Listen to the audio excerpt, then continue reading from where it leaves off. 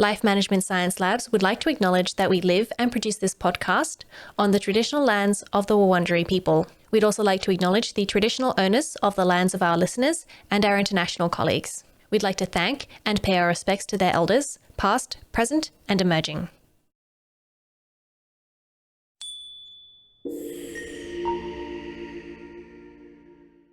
Hi everyone, and welcome to Room by Room, the Home Organisation Science Insights podcast, produced by LMSL, the Life Management Science Labs. We are champions of life management science, providing structured insights informed by science and inspired by practice on key aspects of conscious living. Each week we bring you scientific and practical insights on each element, with expert knowledge from professionals in the field. I'm your host, Gabriella Joustra, coming to you from Naarm, Melbourne, Australia. Let's get started. Hi everyone, and welcome back to the show. Today we're going to be talking about how to stop procrastinating and start getting things done at home. We're talking with Piers Steel, who is a professor in the Organisational Behaviour and Human Resources area and is the Brookfield Research Chair at the Haskayne School of Business. He's known for his research on motivation and productivity. Hi, welcome to the show. Hi, Gabriella. How are you doing today? As you know, just a little bit under the weather, and if that kind of takes anything off this interview, it's not because the topic isn't important. Yes. So thank you for joining me today. And can we also learn a little bit more about you? Do you mind introducing yourself a bit? Sure. I am a Canadian. I'm a researcher. I have been studying this for over 20 years. It's a lot of people say research is me-search. And full disclosure, yes, I do procrastinate, but I also study workplace violence, sexual harassment, and driving with a cell phone. So if you take that true across everything, I'm a very bad person. I hope only the procrastination applies to you. We'll talk about that later. Okay, yeah, we can do that. We're going to do a section that we like to call Have You Met Piers, where we get to learn a bit more about you. Our first question is, what is your favorite book? Oh, that's right. Well, you can do it by fiction and nonfiction. Mm-hmm. For nonfiction, I really liked E.O. Wilson's Consilience. It's about the unity of knowledge and how, the best type of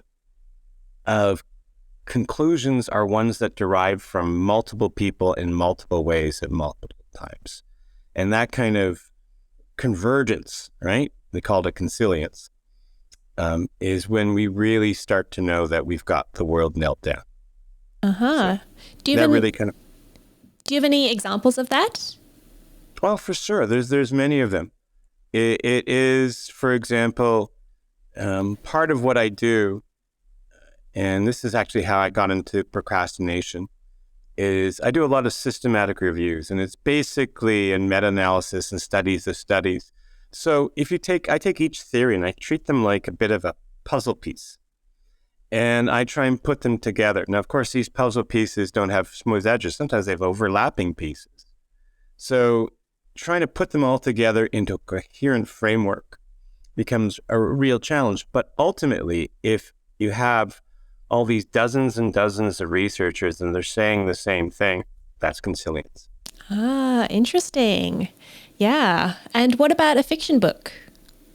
Oh, well, right now I'm going through the Discworld series with my youngest son. Mm-hmm. And if you like puns, which I do, that's a great series for you. We're on to book 7 right now. Mm-hmm. About 33 to go. Yeah. So. Yeah, I've also read some of them, and I really love how I'll be reading it, then I'll suddenly be like, oh, I understand what aspect of the world he's kind of critiquing at this point. And it won't initially, at least to me, be evident until I'm halfway through. But I've read them out of order, so I have no idea. Yeah, they're pretty much standalones. Yeah. So they're completely fine. And what about a movie you've enjoyed recently? Oh, that's a good question. Having been weighed up in my bed recovering for like the last week, I've too many of them. I've only managed to really get back to work in the last couple of days. Uh, I can reverse. I'm going to reverse this. Actually, one of the movies I'm really looking forward to is watching when I get back, because with my boys, and they're Dungeons and Dragons fan. So there's a Dungeons and Dragons movie, and it's apparently pretty true to the original lore. And so I'd like to do that, because when I was young, I actually did all that fantasy role-playing games.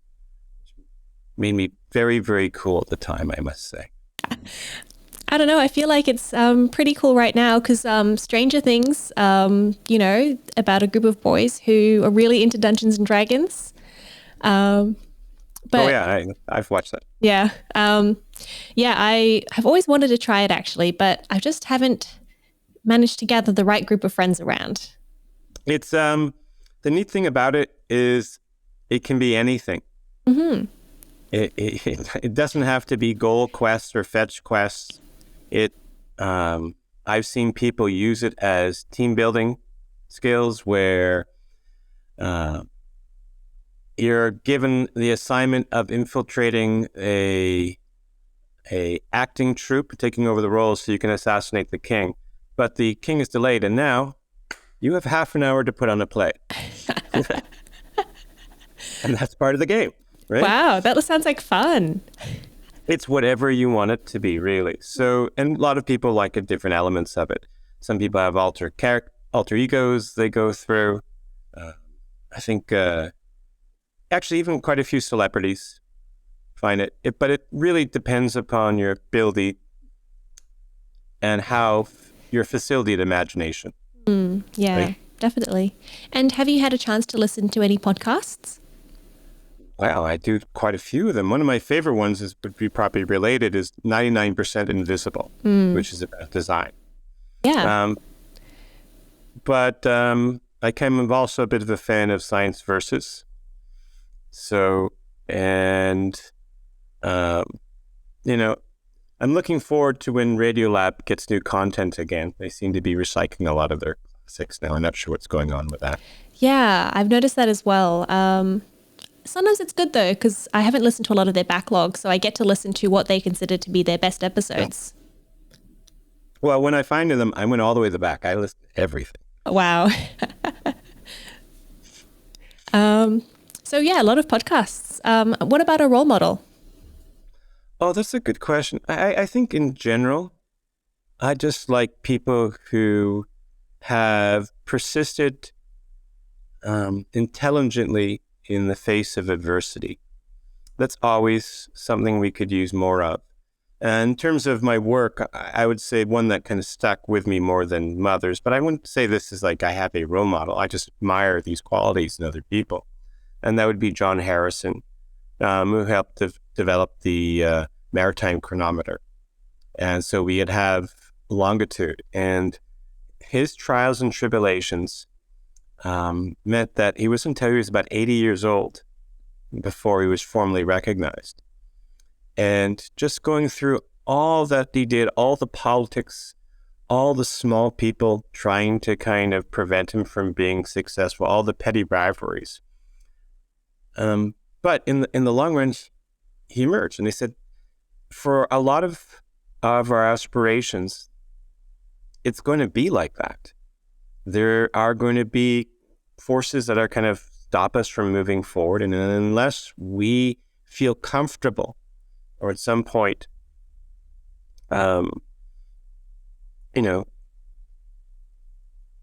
optimistic that we can overcome them, it doesn't go anywhere. Now, fortunately, he did have supporters.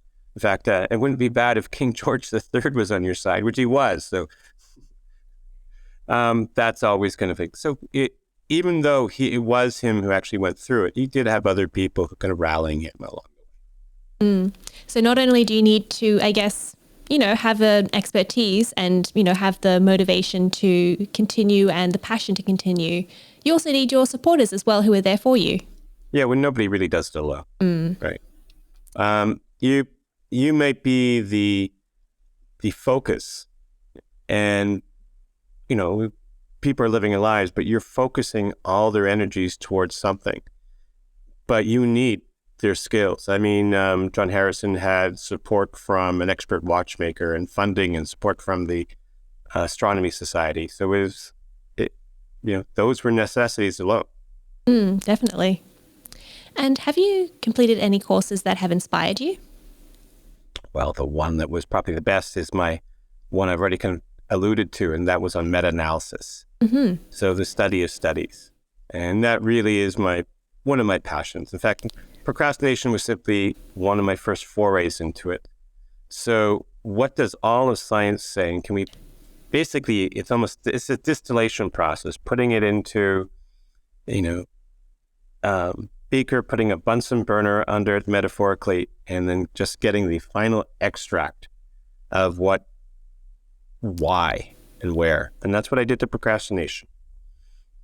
I'll have to go and look at those papers because I certainly use a lot of meta-analyses in my studies, and they're very useful. And it's really great to see not just one or two studies, but actually see many, many studies have actually contributed to our understanding of a topic. Yeah, and we're going to go through a big change in that. Really? Well, part of me, among others, are really trying to automate the entire process. Interesting. So one of my passions, and actually is something called hubmeta.com, which is a platform which enables to do massive meta-analyses in real time. Like one of the ones we are doing is revisiting procrastination. So at this point, the number of studies on it is about 5 times of when I actually did my first review about 15 years ago. The fields are exploding. Actually more than 5, close to 7. And right now we've put it into an online platform where you can interactively inquire and just provide it back way better than these static PDFs. Mm-hmm. So, and then with that type of platform, you can start kind of actually, exploring information and start thinking about how do you want to present it. Not everyone wants it in a kind of a complete scientific format. Some people want answers simpler and simpler. And you can even get it down to the point where it's what is the relationship between life satisfaction and home organization? And then all it comes up is thumbs up. It's good. And that's the level that people want to know, right? And then you can say, well, which one is best for me? And now we're having people going back and forth with science. We are on the very verge of being able to do that. So we have working proofs of concepts, but it's not scaled yet. Okay, I'll have to keep an eye on that because that's going to be very important, I think, for a lot of different scientific areas very, very soon. I'll show you a little bit at another, how about immediately after this? Okay, sure. That sounds great. So what is your personal definition of home organization? Well, I mean, where does your life really happen? But in your home, your relationships, where you sleep, where you entertain. So, and it's about design. So it's basically about home design, or how you've kind of configured your home to maximize, the life you're living. That's home organization. Why else would you ever do it? And what do you think people get wrong when it comes to home organization? Oh, wow. I think most people get wrong is letting the perfect get in the way of the good. We kind of look at these spectacularly organized homes and these people with the real kind of, I say, flair for it. And we don't have the time or the energy to really get to that. So people say, well, it's not for me. And I said, well, no. It's, when my brother-in-law was talking about his father who had passed away, he said, but, he used to take the dog just around the walk. And the doctor said to him, even that really extended his life. Really? It was a small exercise, but a regular one. And it had benefits. Now, you'd want to do more, but to say that you're going to let the perfect, right, get in the way of the good, to not to do some organization, some elements that are going to make your life easier, because you can't do everything, is a mistake.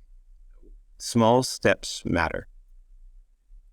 And so how does procrastination fit into this? Well, procrastination really is, it's kind of a neat little area. It's about decision making. It's a choice of what I'm going to be doing, right? So you have to have some agency. What do I going to do now? But it's also about motivation. So because we have this kind of conflict, a lot of different ways of doing this. As I mentioned, there's consilience. Like we could even do it from, neurobiology and talk about your brain's architecture, the difference between the limbic system, the prefrontal cortex, and this kind of dualistic theory of the mind. But essentially, it's conflict, internal conflict. So we know what we should do. We know that if we do that, our lives would be better. And yet, when we look inside ourselves, the impetus to do that thing that we know we should do isn't there.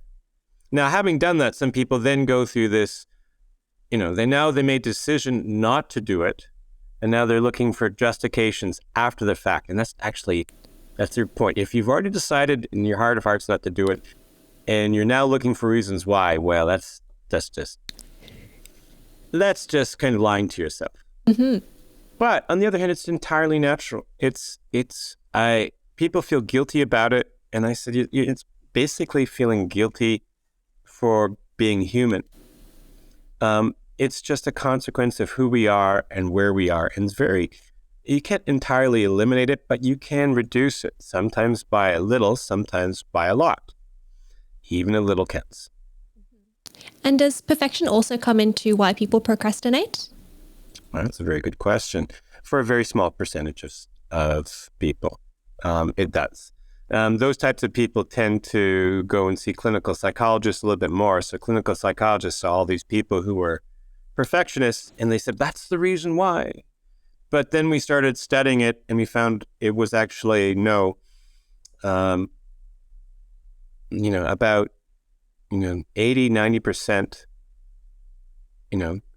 say they procrastinate a significant amount. That's a pandemic for you right there. But you're saying to me 90% of people are perfectionists? Not quite. The element of perfectionism that has a slight association with procrastination is when you're worrying about other people's opinion. So if you're kind of concerned for being evaluated, that does take a certain anxiety, and then anxiety makes the tasks unpleasant. High standards, though, and perfectionism also has high standards in organization itself, both strongly negative. On the whole, perfectionism is actually strongly negatively associated with procrastination. But there is a component that's slightly positive. It's a real red herring. It was good luck getting people who spent their entire career on this to change their minds, despite the now 300 studies that say they're wrong. Interesting. Because I'll show you that. I have that at my fingertips. I'm not just blowing smoke. I can actually show it.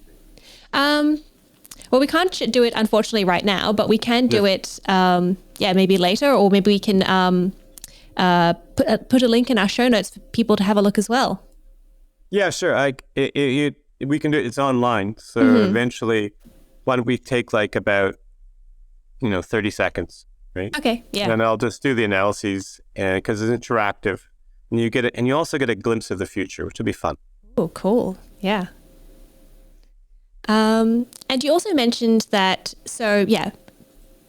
the number of perfectionists who are procrastinators is actually smaller than we think. So who are procrastinators? You said 90% of the population? Yeah, to some extent. Yeah. I would say a lot of this is self-report. I mean, yeah, sure, we can occasionally study people's behaviors, but it's really difficult to do. Pretty much before any event, be it that's when plane tickets have to be booked or essays written, there is a spike of activity, right? For everything, right? Mm-hmm. And it's,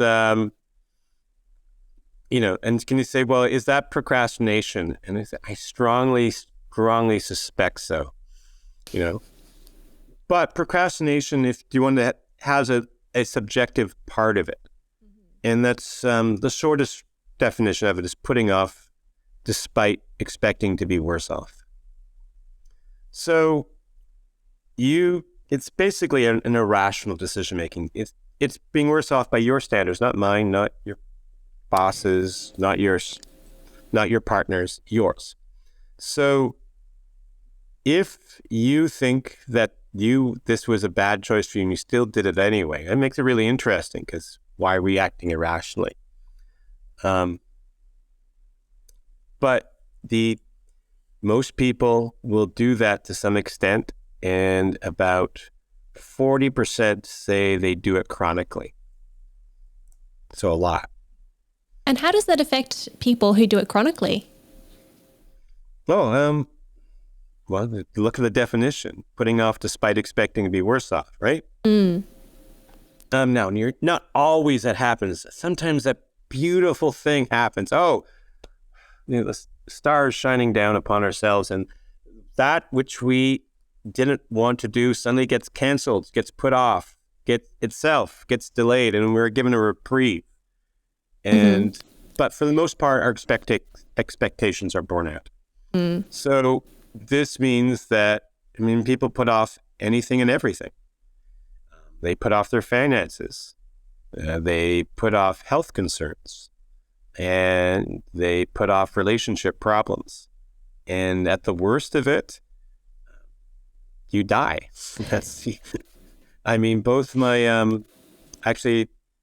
Both my mother-in-law and my stepmother both died of different forms of colon cancer, which is the number one thing that people put off. So when one was actually a nurse and really should have known better, but it's, somebody comes along, they find a lump, and they don't want to confront that. It's easier to push that outside your mind, so you give instant relief and this moment at larger long-term costs. So it's basically it's so common, they even do it by a short-term SS versus LL, right? Because they don't want to type it in all the time. Small short-term reward at the cost of larger later ones. And the size of those two things can be incredible. Unfortunately, that's true for everything from, taking in the holiday decorations to dealing with national debt, right? And so,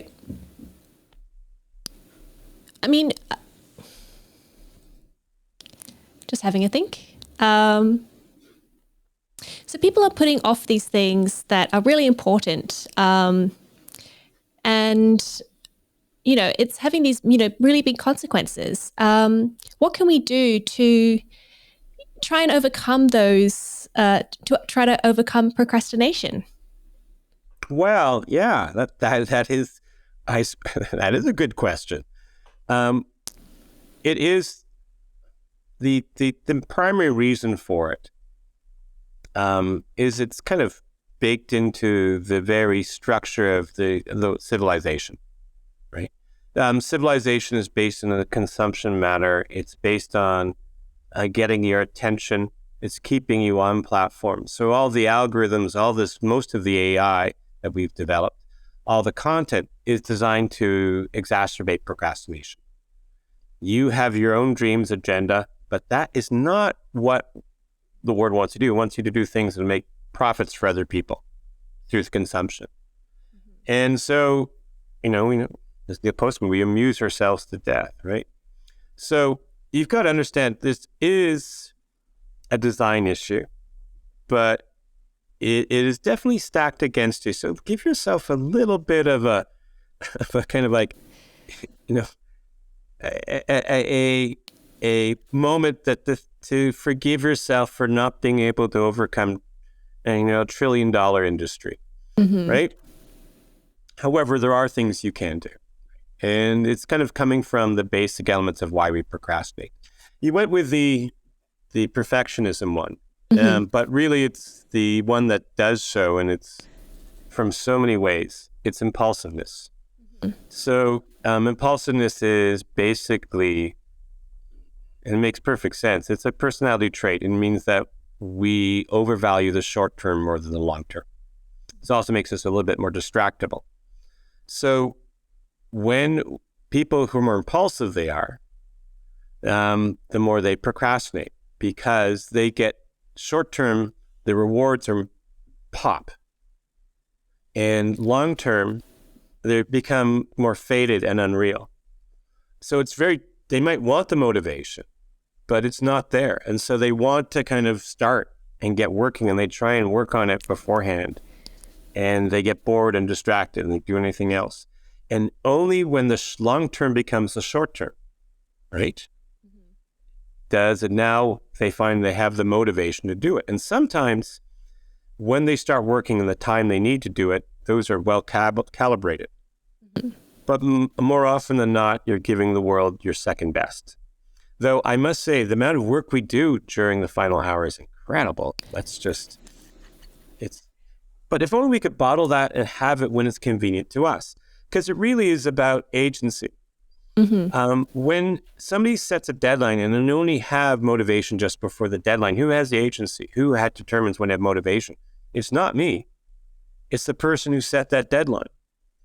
I want to have it when it's convenient to me, when it's good for, in my schedule. Let's say, that deadline is the night before, also coincides with a party the night before. Well, I would like to go to that party and not be working, so I need to do this further ahead. And how do I get the motivation to actually kind of do that? That becomes a particular question. So when we talk about that, basically, when I talked about meta-analysis and how to bring it down, there's three major variables. The biggest one is impulsiveness. The other two is mostly about deal with self-confidence, self-efficacy, expectancy, the feeling that you can do it. And the third one is about value and rewards and how much you enjoy it. We don't tend to put off things we enjoy. We tend to put off things that we find boring and aversive. So, exercise. I love having exercised, but often that first 15 minutes is really difficult for me, right? And then when I get into it after a little time, it's much easier. So it's really kind of, for me, it's like, okay, how can I get myself down and get there for the first 15 minutes? That's why it's much easier for me to do it in a class, right? Because you're there, you're not going to go anywhere. But if you're at home by yourself, I always have that temptation to do something else. And homes are particularly problematic because we fill them with all the things we like to do. So a home itself is a very, very temptation-rich environment. And now, of course, during the pandemic, if we're trying to work at home and exercise at home, meanwhile, we have all the availability of everything else we can do right there, right at our moments. Now, you constantly have the choice between this smaller short term, because it's right there, versus this larger long term, which is your work, your exercise, these other projects. And it's not a good design, right? Ideally, we can take some of our temptations, rewards, and a life without them is a little dull. I mean, there's no problem with them. It's just that they seem to intrude when they shouldn't. And that's when it issues. I don't want to live in a world without chocolate, right? Definitely not. No. But I don't want to be in a position where I'm having it for breakfast, right? No. No, that would be wrong. And yeah. So it's about the amount of consumption and when it occurs. And it's very kind of difficult to balance these particular things. So I think you've explained the reasons why it can be hard to put off procrastination, and sort of the things that play into procrastination. But what are the things that you can do based on these three ideas that you can actually sort of apply into your own life so you stop procrastinating? Yeah, that's right. So when I wrote the book, The Procrastination Equation, we kind of go through all three of those. So basically, you got three levers. The most important one is time and impulsiveness and how salient the rewards, the temptations are. The other one is, do you have the feeling you can do it? And the other one's how enjoyable the task is. And if you can adjust those three things, usually it's enough. Now, sometimes it doesn't require a lot.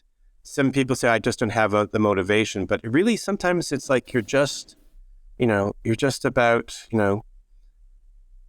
you're just that much under the water, right? And you're not breathing. You just need to get a little bit higher, and that will now become the thing you want to do. So you're close, but you just need that little bit of a nudge. A lot of things are like this. You're close to doing it. Other things, it takes a little bit more time and intensity and happen. They're bigger and harder problems. So if we kind of take a look at the ones that have to deal with impulsiveness and how quickly you can get to rewards.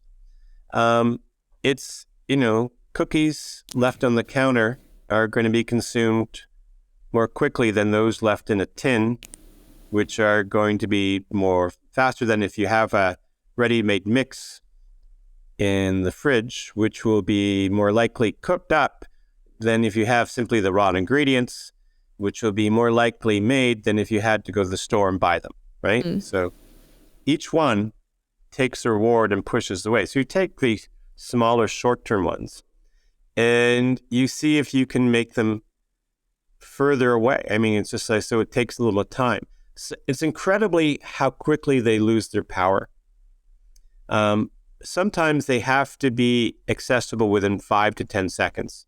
And if you make it 20 seconds, you don't want to do it anymore, right? There's wonderful ones with bowls of candy that they put at admin's desks. And they changed the salient. Some of them were clear bowls so you could see them. Some of them were more opaque bowls.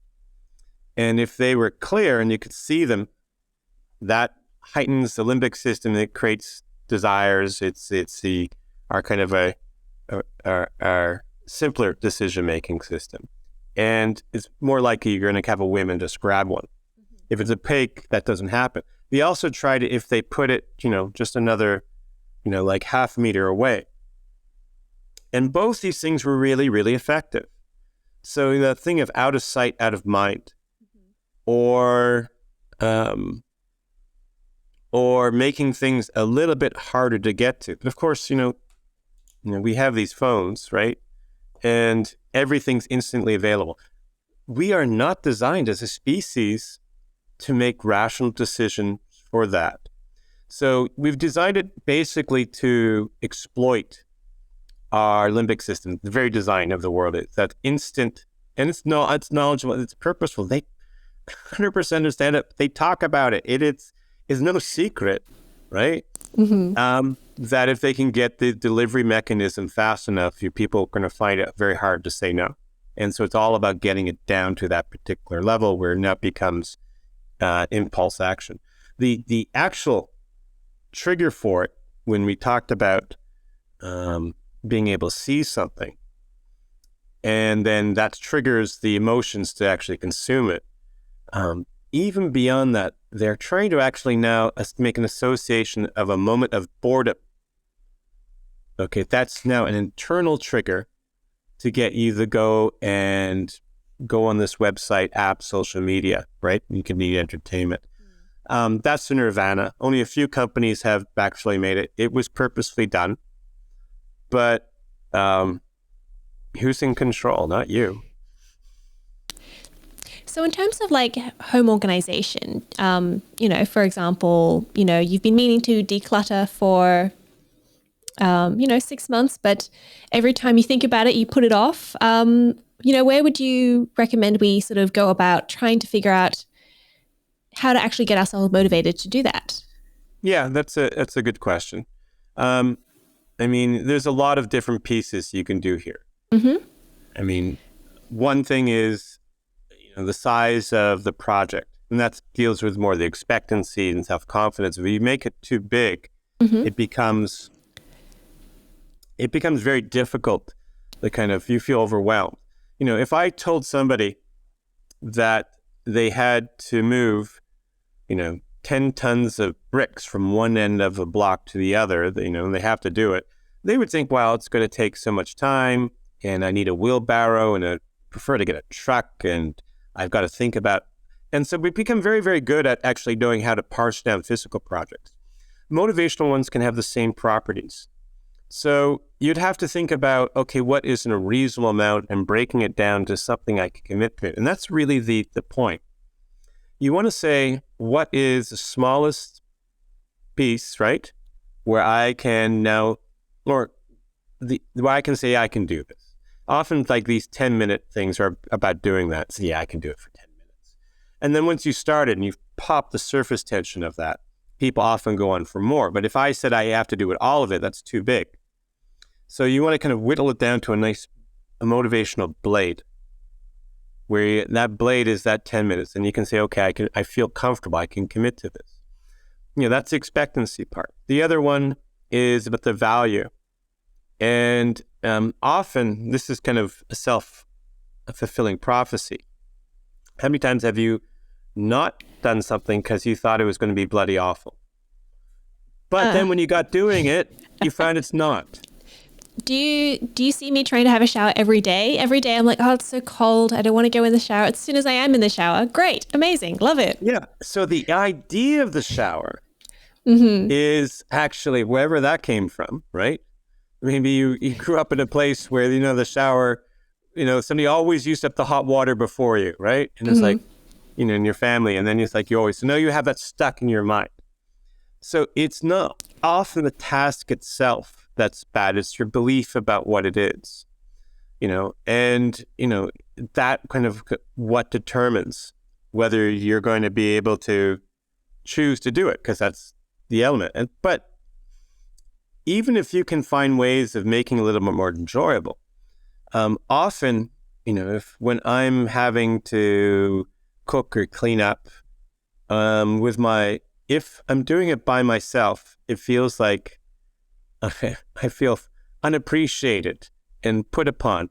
If there's one other person there, and they don't even have to be working, they could be just talking with me, right?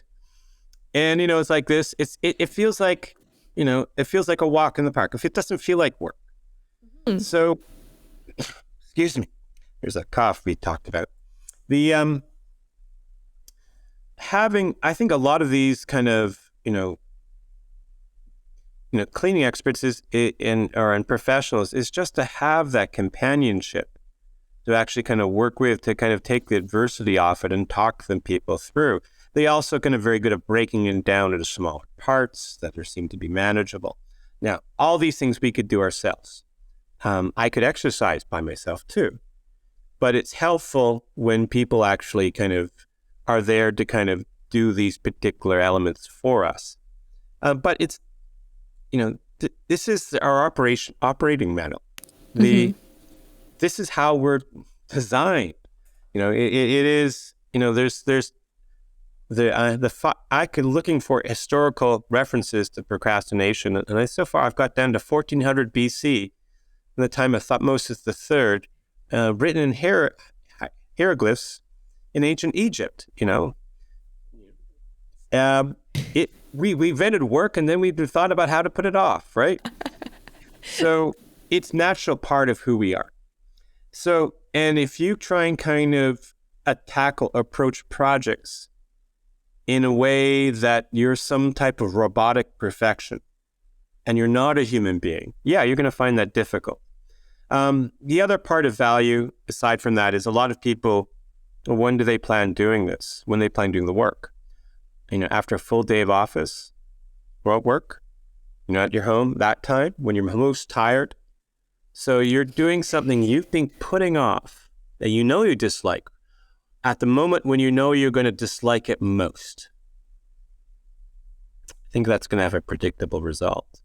So we can start talking about, choosing your energy moments, maybe starting to break it a little bit on a Saturday, choosing to kind of make it in smaller elements. I mean, sometimes, I break it down where I have I did a project and I haven't put away all my tools and parts of it. And I will collect it all and I'll put it right beside the tool chest, right? And it's eventually, then I'll kind of start moving it in. But if I said, well, I'm going to have to do it all, it doesn't get done. I mean, I'm sure there's elements about how many people, I've actually put this out, how many people have boxes in their basements from when they've moved to a new house or place they haven't opened, how long they've been there. And some of them have been over 10 years. Wow. Well, that's the problem with storage. Storage also is partly fights against, decluttering. The more storage you have, the more or less you actually have to make these decisions to declutter, because you always can put it to storage. So yeah, I mean, there's lots of things actually I would love to purge from my home. But some of them is, that's fine there in storage. There's no impetus to do it. But really, I should have gotten rid of it like 10 years ago. The other part is that my wife is always worried that something we get rid of will need one day. She's a bit of a hoarder that way. And so it gives her anxiety when she's going to get rid of something. Because actually, even if you haven't used something in a while, it does have a 0% chance you're not going to need it again. It just has like a 1% chance. So if you get rid of enough stuff, something in that pile would be something you'd want, right? Exactly. Then that's the way it goes. There have been a few items of clothing I've donated, and then 10 years or 5 years later, they come back in fashion. I'm like, why did I throw away that clothing? I really liked it. I don't know why. Or there have been other things that I've procrastinated getting rid of, and it's come back and I'm like, oh, perfect. I finally have something that I can wear this with. Yeah, that's right. So you'll get the occasional, a random reinforcement schedule, right? You will be, if you keep pulling that lever long enough, it will eventually come up, right? Exactly. Yeah, I was right. Yeah. Sort of. We knew that was going to be the cost. Well, we're just on a little break. Was there anything else in the interview that you wanted to discuss? Oh, well, we could talk. I mean, about this forever, really. Yeah. But it's, in terms of, one thing is I would say is. So tell me about slippery deadlines. What are they? They sound unsettling. Well, a hard deadline is fixed. Right? But a slippery deadline is one under control. You can push it to the forward. It's part of your agency. So in organization, decluttering, they're very, very slippery. And you can always push it to next week. I'll have more time next week. I'll feel better about this next week. And so next week comes along and you feel the same way as you did the previous week, which means that now you're going to put it to the next week. And this kind of starts to become the detritus, the mental burden we're carrying with us. And we have all these things inside of our heads of, woulda, shoulda, couldas. And when we finally get them done, we don't realize the mental weight they were actually holding on us. When you finally knock one of these things off, how do you feel at that moment? I don't feel much, actually. I think really? I just feel... I feel buoyant. I feel I shouldn't have asked you. I was, you're messing with my narrative here. I'm sorry. But yeah, a lot of people feel buoyant. They didn't realize how much headspace that was operating, that was taking up. So the question is, it's very difficult to actually to kind of get these things going, because basically there's a conversation going on in our minds. It's between the prefrontal cortex, which does the planning, and the limbic system, where the seat of motivations, and it has a connection to amygdala, where it's the seat of all your strong emotions. So and that's what happens when you say, I'm going to go running this Saturday. That's prefrontal cortex. And the limbic system says, snooze button, right? And trumps it because it's got the strong emotions going there. And then people do all these tricks like, all right, limbic system, Think about what you're going to do if I put the alarm on the other side of the room, right? And it's like, you're getting up, right?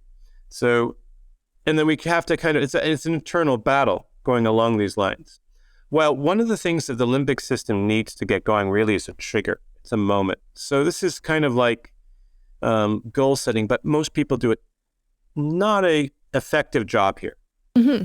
So they said, well, I'm going to go, let's do the running. I'm going to go running this weekend. I said, well, weekend's a big time, Saturday, it's fine. Sunday, and also Sunday night, I'm tired. I'll do it next week. But if I said I'm going to go running Saturday, that's a little bit better. But what time Saturday? Morning or afternoon? Well, morning. Well, what time in the morning? Well, how about like after breakfast? No, I'm not sure about that. Well, exactly. So you have breakfast, you have a cup of coffee, put away your dishes, and then what? Right? Is that when you're going to go running? Yeah. But describe that to me. So in the morning, you're having breakfast this Saturday, you've done the dishes, you had your cup of coffee, you put your coffee down. And then what happens next? Well, I put on my exercise gear. Well, where's that? Right? Well, it's upstairs, right? Well, could you put it downstairs so it's right by the door? Yeah, that's a good idea. So really, the night before, you're going to go and get your exercise gear, put it beside the door. And then you're going to come down, you're going to have breakfast, you're going to have the coffee. You're going to go in, you're going to put on your socks and running shoes. What happens if it's raining outside? You can still going to go, right? It's like, what's your contingencies for that? Well, I might go for it. Might? Is this a goal or just a suggestion? Okay, I'll go for a walk. So either way, you're going out at this time, right? Mm-hmm. So that's fine. And if it's sunny, you're going to go for a run. If not, so what direction are you going to go outside the door, right? Where are you going to go to? You're going to go left or right, north, south? Well, I'm going to go to the park and back. So that's great. So let me get this straight. So the night before, you take your clothes, you put it down beside the door. Next morning, you get up, you have breakfast, you have your coffee. You then go take your clothing, your exercise clothing, you put it on. If it's rainy or inclement, you just go for a walk, but you're still getting out. If it's a good weather and you like it, then you're going to go to run, and you're going to go to run to this park and back. You said, that's a goal. Mm-hmm. The other one was this vague intention, right? And people usually leave it at a vague intention, but that's a way of explaining things to limbic system. Limbic system is very concrete, and it needs triggers and events. And the chances of you following through with that is now increased 600%. There's other things you can do.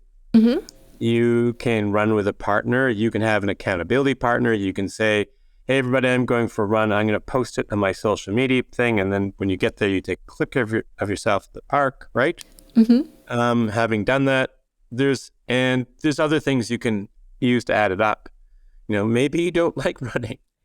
Maybe it's some other exercise. It doesn't really, and that's the value part of it, So, and then it's kind of also kind of what you're willing to commit with. What's realistic. Is some people overcommit and they want this ridiculous perfection, which is so aversive to go to, they start hating it. Try not to have routines in your life that make you hate your life. We're here to celebrate it and enhance it. Mm-hmm. That's good to know, because, I feel like, when people, have a New Year's resolution, they say, going to go to the gym 5 times a week, and then they don't go at all because, they're like, oh, I missed one. I can't go anymore. I know, that's the perfectionism. That's the feeling the good get in the way of the bad. But it's also, though, it was kind of unrealistic. I mean, really, you're going from 0 to 5, right?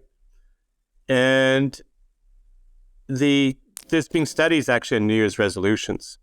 And really, most of them fall off in the first few weeks, like I think 40% within the first 2 or 3 weeks.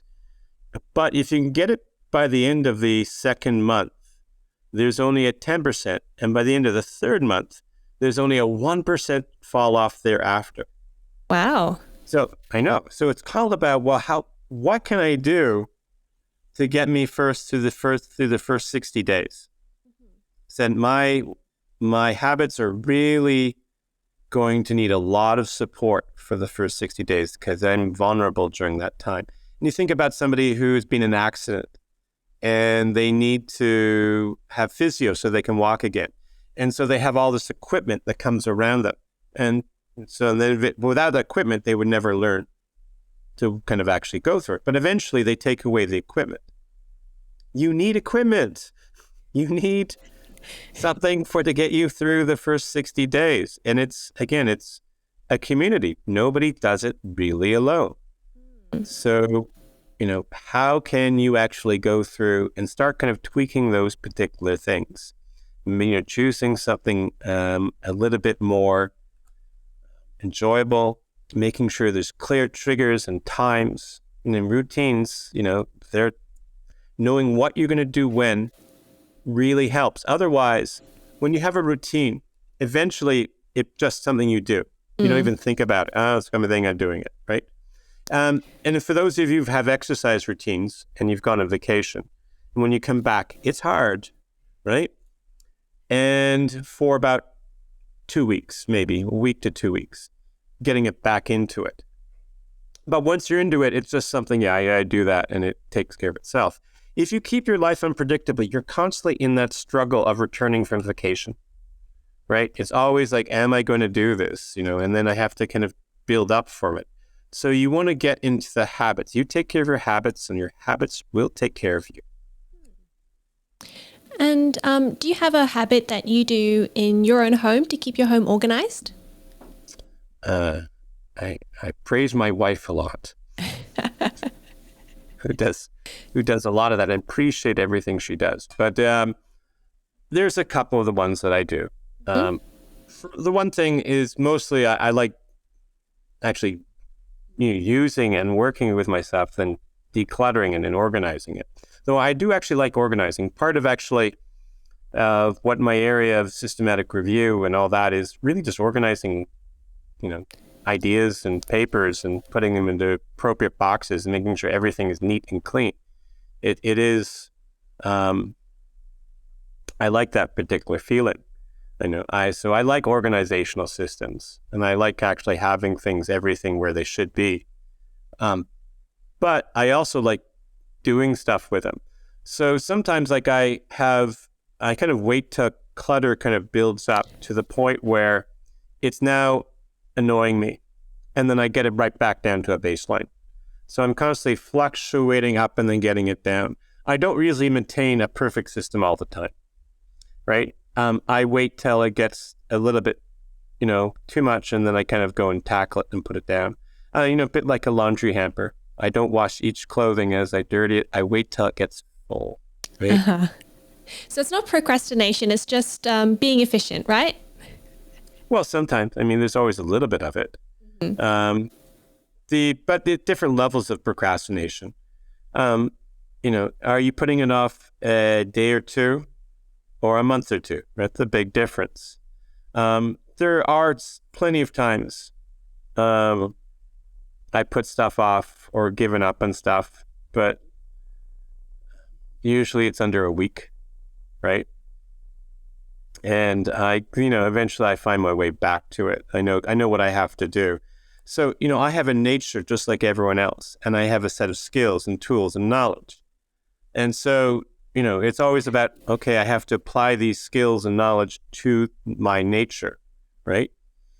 And, but sometimes I just want to live my life, right? I'm just going about doing it. And then I'm thinking, no, let's go and apply the tools. It's always a little bit of a swing, right? It's some people who just, for this all comes naturally and they do it perfectly every time. That's great for them, but I don't think they're good role models for the rest of us simply because they don't represent us. What they can do is very special, and I wish, it's like people who have perfect memories. I wish I had that. But I don't. I'm me. And I have to deal with my life in my way with what tools are at hand. So we've got some questions from the audience as well. So our first question is, How can individuals stay motivated and hold themselves accountable to their goals, even when faced with distractions or setbacks? Well, We've that's a just lot talked about, going on. yeah. Yeah, that's a lot going on in there. You are always going to be distracted at some point. So you do need to have a recovery plan. So yeah, you can do a lot of things. Like sometimes there's nothing wrong with your goals. Your goals are fine. It's perfect. It's just the environment which you're going through. Like on my website, which we can talk about. I call it dieting in the candy store. Right? It's like, is it the diet or is it the candy store? Right? I would say if you got out of the candy store, that would be the better kind of choice. So if you have all these distractions that are pulling you away and it's right there, that is, the problem isn't the work, it's where you're trying to do it. For example, a lot of people, for example, have the same computer system they use for play and social media as well as work. Their brain's not designed for that. It's based often on trigger, and they call it stimulus response, and it goes by a lot of different names. But basically, the environment cues you what to do. So if you have a place where you're doing both play and work, these computers are multifunctional devices. So we do everything on them, which is bad. So professional programmers often have a dedicated device which they just use for gaming, and one they just use for work, which is great. Because if you do both things in the same place, they have a word for it for sleep. It's called poor sleep hygiene. It's when you bring work and stress in the bedroom, when you really want to have that sacrosanct and just for sleep. And relaxing and other good things, but no work, right? Yeah. And if you want to actually have it, like for example, in our household, we have a veto, which is, we can talk about if I find, or if you find that this conversation is making you worked up at nighttime, veto, breakfast conversation, right? We can talk about it in the morning, right? And that really helps. But it's the same type of thing here. So if you find yourself distracted, can you distance your distractions? That's a really, really kind of actually important thing. So, that will kind of help you kind of actually kind of find the kind of particular motivation, right?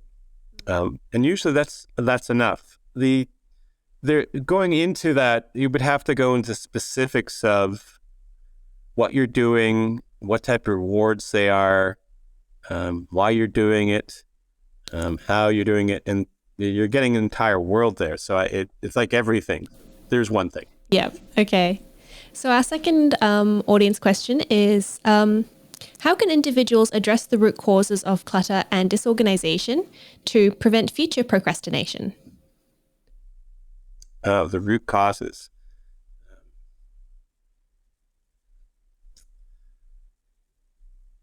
Like in terms of, when you're in kind of a flow state, that's when stuff is getting done. So that everyone reports that and you're happiest there actually, and you're getting things and you want to kind of do it. So you don't want things to ever kind of knock you out of your flow state. So that's why you try and kind of turn off your dings and rings, and you try and kind of, all your notifications and your emails, because anything that has a ring and you take a look at it, 40% of the time you actually don't return back to what you're originally working on. You get sidetracked. And also you've popped yourself out of that beautiful, beautiful flow state, which you kind of really want. Now, when I'm looking for something and I can't find it, that pops me out of my flow state, right? So it becomes a question of, is that what's particularly happening? Do I have everything I need for this so I can just grab it and actually kind of do it? So when you're kind of actually going through work and you're doing it, sometimes you don't put it back in where you want it because you're kind of in the moment, and that's entirely fine. But at the end, once you're out of the flow state, or you're you're starting daydreaming, you're naturally distracted, that should be the cue to actually say, okay, now I'm out of it. Now let's go and do something else. But most of the time we get captured by, some game like Candy Crush. And that's the world, right? So you have to have this idea of, sometimes the best thing for recuperation, and I know you're not going to want to hear this, is being a little bit bored. It's going for a understimulating walk, right? Mm-hmm. And it's just getting the quiet hum, the zen of putting stuff away and kind of getting things actually where they should be. And, we kind of feel that, our lives are less because of that, because we're not constantly being amused. But, you got to respect the owner's manual, right? That's what this is how the brain rests.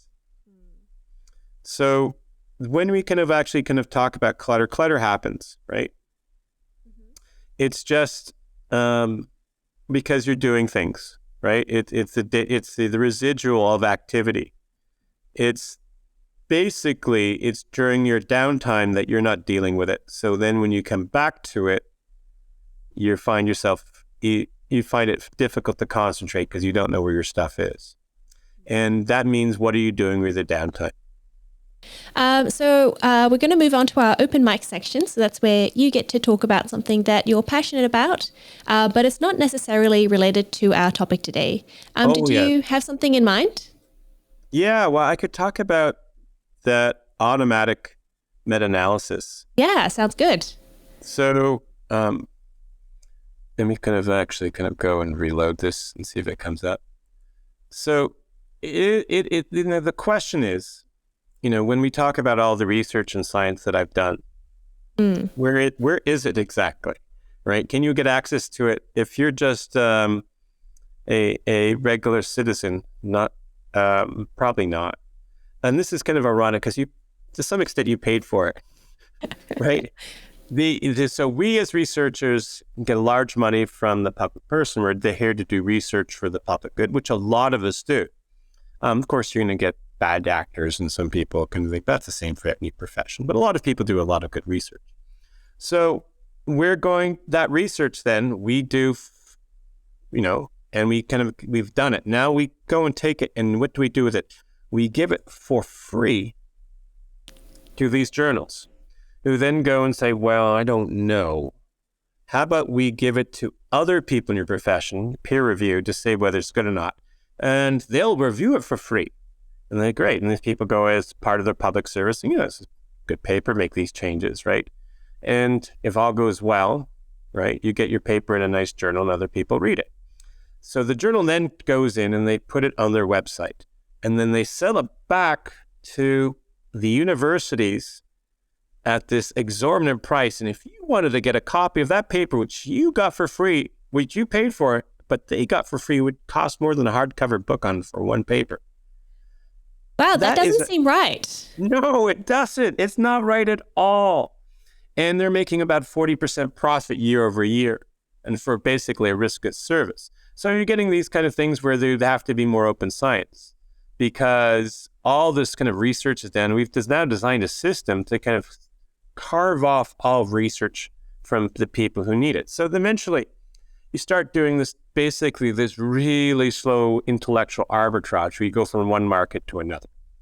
So, eventually all the research comes in, somebody has to compile it and put it into a package, which is a systematic review, which is a lot of work.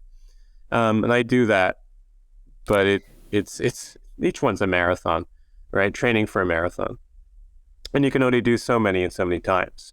And sometimes these fields fallow or are not meant for decades because they're so big that no one wants to actually take 4 or 5 years of their life to do it, right? Go figure. But when they actually do that, sometimes that now becomes the piece for somebody, for example, to write a popular nonfiction book on it. I wrote one myself, but there's been dozens. And sometimes the degree that popular nonfiction is correct is really kind of iffy. Like I had some disagreements with Adam Grant about procrastination and whether what he was talking about was incubation. Now, Adam Grant is actually I shouldn't really pick him out because he's one of the best actually at doing this, right? Of getting it, but I still kind of felt he was pandering and got some of the facts wrong for one. Because you want to actually now write a book that's going to be read and enjoyed and marketed well. So you now have all the marketing considerations. So it's all getting kind of diluted as it kind of goes along.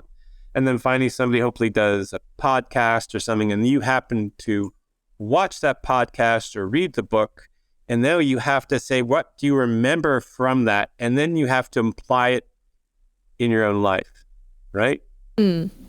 So there is a lot of steps for it to get lost and diluted, right?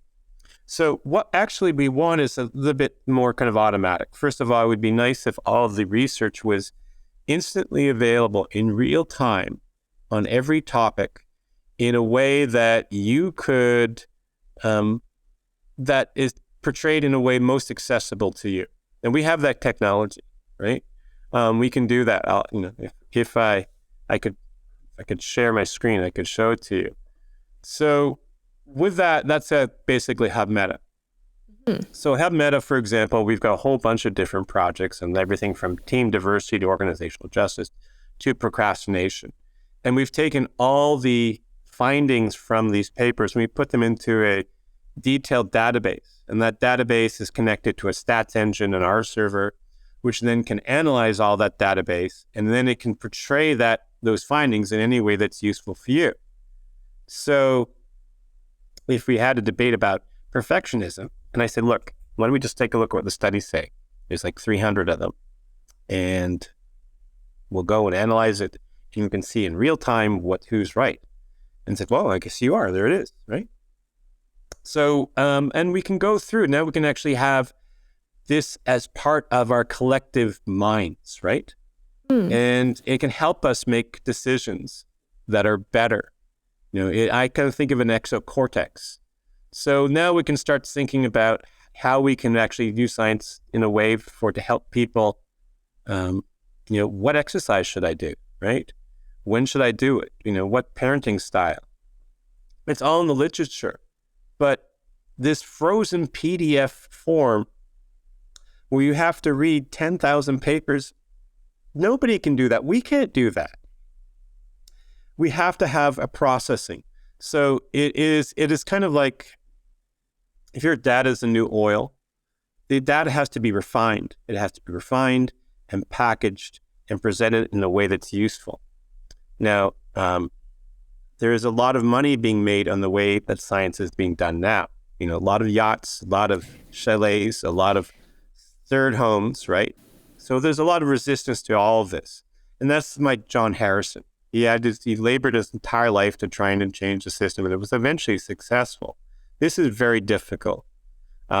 Science isn't made up for infrastructure. Trying to get this going has been a labor of love, but we're making some success. And we're kind of hopeful that when we have enough of these really epic world-class papers out there, that will be enough of a proof that we can get the funding to build more and more and more of this. So actually, that's why I'm here at Perth right now, I'm working at the Future of Work Institute. And we have a part of the project to take all this work on this area of motivation, self-determination theory, and make it more interactive. And so people could just go on and look and make inquiries. And it's basically another proof of concept, right? But we need that for everything. It is, we had papers, for example, out showing how it could be used to help people find their ideal job and occupation. And if you have people now sorted in terms better of human capital, so it's just everything, right? We give this away for free. Here's your skills, interests, And using the latest of science, we can match you to where you should go, and organizations would know where you go. So we start matching human capital more efficient. Our simulations indicated a pop in GDP by 25%. Now, I don't get it. That's trillions of dollars, and yet we're still struggling to kind of get it kind of actually going forward. It's going to happen very, very slowly and then all at once. So, I say this any year now, but we are making progress. We have about 1,500 scientists from all around the world now working on this from most countries, over 40 countries. They're all contributing to this. And, right now, we're still going from grant to grant. We don't have firm institutional funding at this point. We just have a grassroots movements and a lot of people who want to see this happen. But there is no money, very little money for scientific infrastructure. I will speak of it. So, and I will show you. I will show Gabrielle in real time what it works like, and we'll answer questions. And she'll be amazed. She'll be like, and my mind is officially blown. I want to hear her say that. Unfortunately, I don't think we can share screens on the platform that we're using to record this. So I think we'll have to wait until afterwards to have a look at this. But I think that from what I understand of this, so it's like a free source for just anyone who's interested can go and have a look. And you'll have an AI. Is it an AI? Well, right now it's based around scientists. It's not there. We had an earlier version that was based more around, public policymakers, but right now it's based upon allowing people to get the data in with some analysis options. The next thing that we're building was the grant for is to make it more of the interface which faces outside, right? So anybody can start interacting with it. Okay. Right now, so it's but really, the thing is, we're just thinking about is how do we get the information locked in these PDFs into the database and do it quickly, because there's hundreds and thousands, there's millions of them.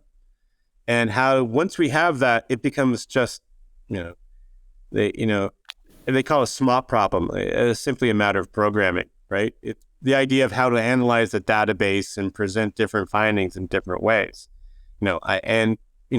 It's how to adjust the dial so all these different ways where you can present the results, which one is right for you. And with AI being able to kind of write a narrative around that too, that's basically what's going to be the future. The AI will kind of take these results along with the other elements, and it's going to write it in a format in real time. So you have the best advice available on demand, right? And it won't make stuff up. Not like those ChatGPT ones. It's going to be 100% based on science. So as honest as we can make it.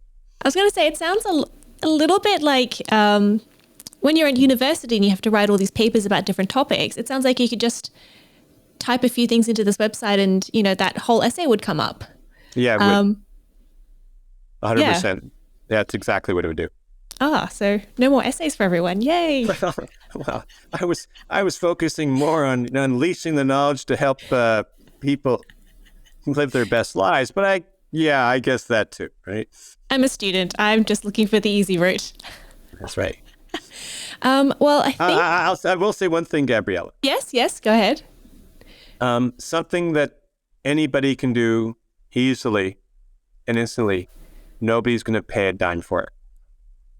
Good. I think all scientific information and lots of information should be just free for everyone to use, because that's what it's for. And what are we trying to do but make the world better? Yeah, it's a giant social endeavor. It's the Aaron Swartz, the founder of Reddit. He had the I think the Information Guerrilla Manifesto. He actually went against one of the giant publishers. You can look it up. Oh, wow. and they were going to give him, because he wanted all these articles to be free, right? And to be freely available. Tragic story. I have to look that up. But yes. It's not a happy ending. But yeah, even today I was looking at a news website. I had to go through a code to pay money, subscription code thing. And it's like, it's news. I should know about it. Well, I would assume that news was produced by journalists and editors. And if you have a way of motivating them, and so they actually provide that for you, I'd like to hear it. I mean, with this type of information, we just get money from the public purse, right? I mean, so if you can say this is a public good and some of our taxes should go into providing journalism and editorship for everyone else, that's not a bad model. But at some point, somebody should be compensated for their time. Oh, definitely. I'm not saying that I'm a journalist. I definitely want to be compensated. There you go. But yeah, I think that, I mean, it should be maybe from everyone or from taxes, government. Anyway, that's a conversation for another podcast. Okay. Thank you so much for talking with me today. We've covered a lot of different topics. That was a little bit unexpected, I think. But no, I think it's good. Thank you so much for talking with me today. My pleasure. Oh, and if people want to find out more about you, where should they go? Well, if you happen to be into meta-analysis and you want to do a scientific paper on it, yes, there is a website, hubmeta.com. If you just want to know more about procrastination, there is a book, The Procrastination Equation. It got really great reviews. And there's also my website, www.procrastinist.com. Why procrastinate? Well, procrastination, they were all taken. So I went with the Latin root, right? So, and there you can have your procrastination assessed and, look at, you can see pretty much every quote that's ever been done about procrastination, and as well as various other results they have yet. Great, thank you. And we'll make sure those are in the show notes so people can find them. Thank you again. You've been listening to Room by Room, produced by the Home Organisation Science Labs, a division of LMSL, the Life Management Science Labs. More episodes like this from across 10 life management perspectives can be found by searching LMSL on Apple Podcasts, Google Podcasts, Spotify, and YouTube, and any other podcasting apps available on your smart devices. If you enjoyed this episode, please consider rating, sharing, and subscribing to our channel, as it helps other people to find it so we can grow and continue to bring you quality resources. More of our work can be found on our website, ho.lmsl.net, where you can join our movement. I'm Gabriella Joustra, and thanks for tuning in.